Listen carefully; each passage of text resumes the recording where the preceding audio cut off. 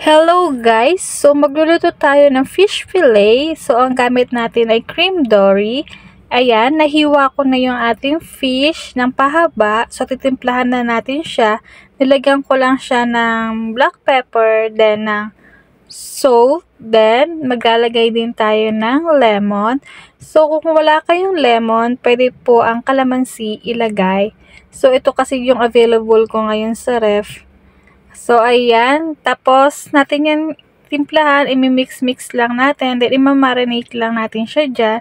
Kahit mga 2 hours para medyo lumasa. Or, kaya kung depende sa inyo kung gaano katagal nyo siya i-marinate.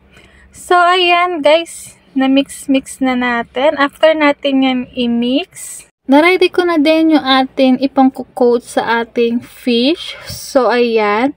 Meron tayong ditong flour.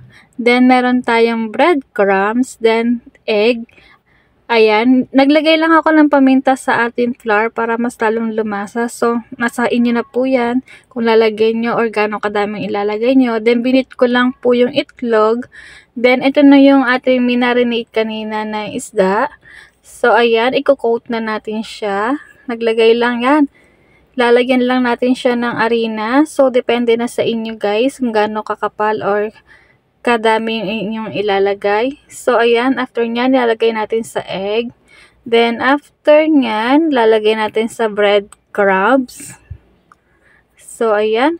Nasa inyo na guys kung gaano kakapal ang ipang-coat nyo dun sa isda. So, advice ko lang, mas maganda, medyo nipisan nyo lang kasi mabilis lang siyang maluto. So, ayan.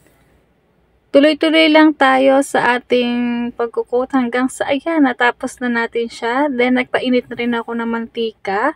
Ayan, ipiprito na natin siya. Dapat guys, yung inyong apoy nasa medium heat lang para hindi madaling masunog yung ating fish fillet. Talagang maluto yung loob niya.